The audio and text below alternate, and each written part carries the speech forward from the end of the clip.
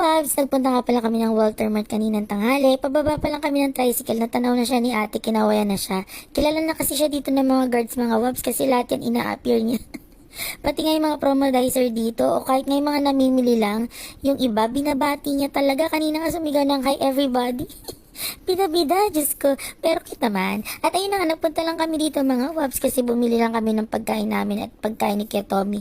Favorite nga ni Kuya Tommy yung mga biskuit na to, kaya yan na yung mga binili ko. Tapos ito mga Wabs, so tignan niya yan, itry niya yan, tinuro lang yan ng hipag ko, ang sarap, i-partner niyo sa suka na maangang, ang sarap. So maglit lang kami dito mga Wabs at syempre hindi mawawala ang Kinder Joy ni Blight. Maintain niya na yan, pati yung lace niya tsaka yung brownies na yan. Yan lang naman yung tatlong gusto ni Blight eh. At yun na nga, umuwi din naman kami agad nito mga Wabs, sumakay na nga kami ng tricycle at hindi ko alam, gusto ko nag-video ng ganyan, yung nagbabiyahe, kahit anong sinasakyan ko, favorite ko yung ganyan, nakaka-relax kasi. Yan lang mga Wabs, nandito na